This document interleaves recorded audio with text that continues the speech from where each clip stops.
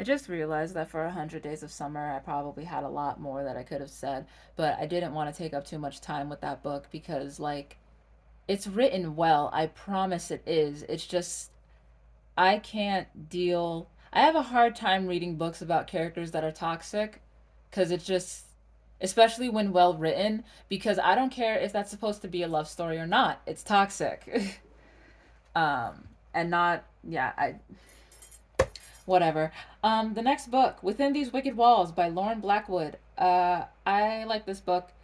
It's the main character's name is Andromeda. I'm gonna be calling her Andy. She does exorcisms, and the author put in a trigger warning for this book, so I don't know if that means anything to anybody who's watching this. I don't remember it being particularly triggering, but I suppose it could be. Andy has an evil eye amulet. She's an exorcist, and she's on her own for this job, and she's on probably her last job if she does not get to find someone who can pay her enough so that she can keep on going.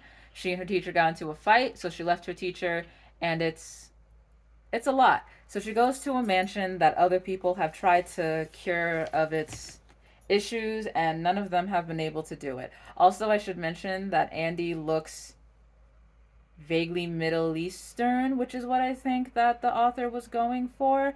But she is a POC, so I picked up the book.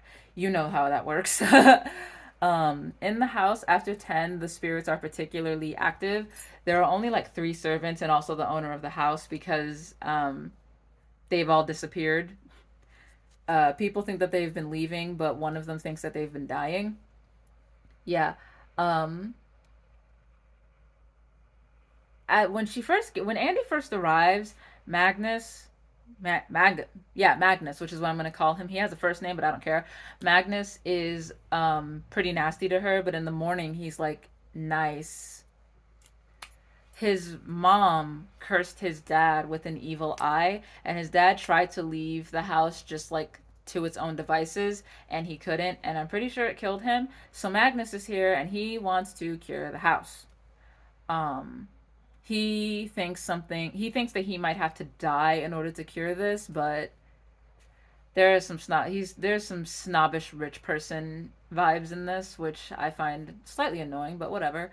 Um, one of the Andy also has issues with her dad, and one of the manifestations says that her dad will never love her, which I think, if I'm not mistaken, her teacher ends up being her dad. Because as far as she is aware, she was abandoned by her parents. But if I'm pretty sure the teacher who taught her is her dad. She ends up going to talk to her teacher because she needs some help. And I wanted Magnus to get humbled a bit harsher than what he got, but whatever. Also, the book would be shorter without the romance, which I didn't like that aspect of it as much, but whatever. It was authentic. They kissed on page 121, and there are 203 pages left at this point. So, um, there was also another girl who was in love with Magnus who wanted to be with him, but she couldn't be. She actually has a boss girl moment and ends up sacrificing herself for Magnus because, unlike that, the trope feels like where it's just like an annoying girl who's there because she wants to be there and she thinks she's better than everybody else.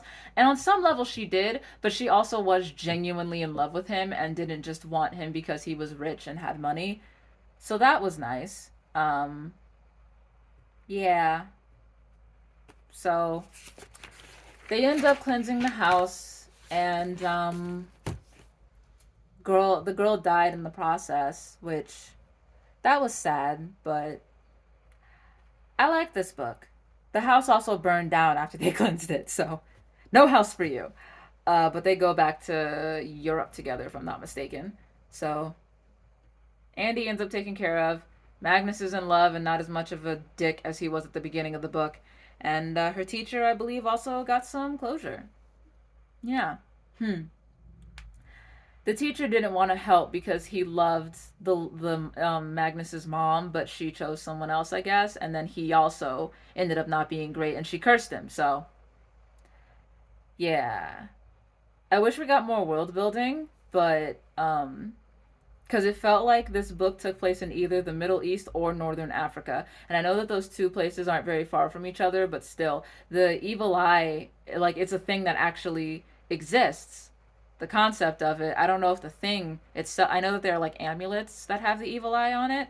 Um, I don't know where it I don't know like the original story of like where it comes from or anything like that, but I know that the cultures that are most heavily associated with it are I googled it are in the Middle East and Northern Africa. So, yeah, lots of people associate the evil eye with the Romani people.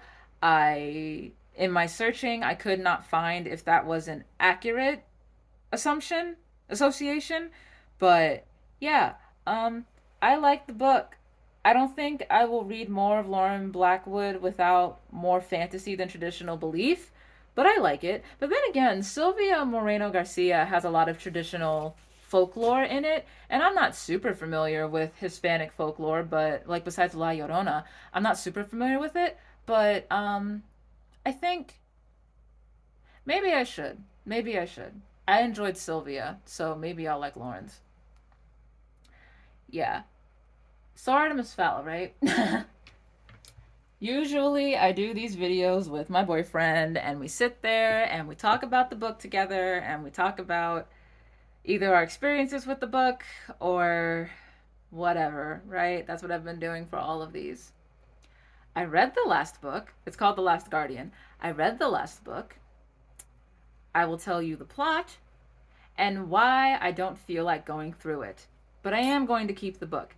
Here's the plot. Artemis is in therapy after the Atlantis complex thing.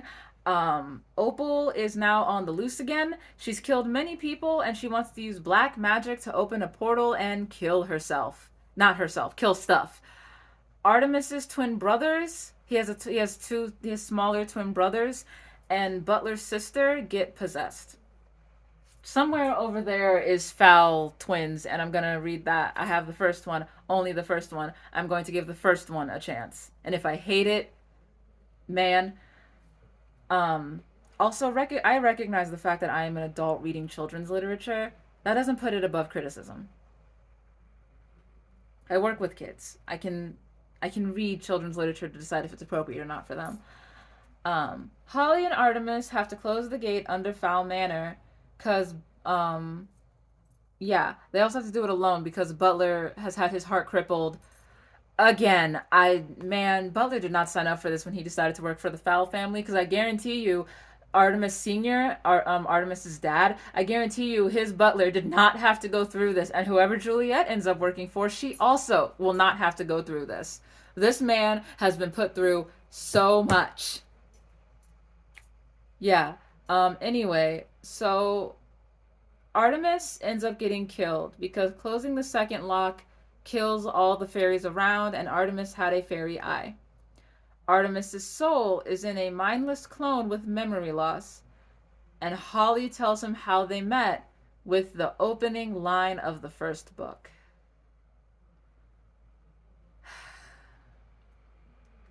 So, apparently, that gives me the impression that all of these previous books is Holly telling the story to this Artemis clone.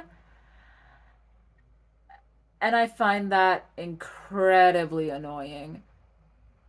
I I get the impression that from like How I Met Your Mother, that show, that this is how that show ended as well, where it was one of the characters, I don't remember which one, telling the story to the kids and then people didn't like that ending. I don't like this ending. Why does Artemis have to die? Why is that the conclusion to his story? He was already not becoming less of a dick by like book 4. So why is that the conclusion to his story? And also I don't even know where to, that frustrates me so much. Time travel is rarely used in a good way in my opinion. And yes, I am a fan of Doctor Who, but still it's not time travel necessarily, but it still feels like it and man, why can't I feel like it's the fact that he becomes a clone. Why couldn't he just die? Whatever. Um I hate Opal So much. She's a belligerent child who tried to destroy the world, didn't get what she wanted, and this, for some reason now, is why everybody else has to suffer because they didn't want the world to be destroyed. Ugh. It's like that line in Guardians of the Galaxy where Rocket asks Peter Quill why he wants to save the galaxy, and he's like, because I'm one of the people who lives in it. The supervillains who just want to destroy a planet make the least sense to me. Because what? Now what? You've destroyed the planet. Okay. Now what? There's no one left. I don't mean to yell. Yes, I do. I mean to yell. But I just. Ugh. I dislike that Artie dies and becomes a mindless clone. Like, I don't even remember what I was thinking when I wrote this because for some reason I wrote on the page that's no, the dying, not the clone part. The dying part is fitting because all of this except for Opal, all of this is his own fault.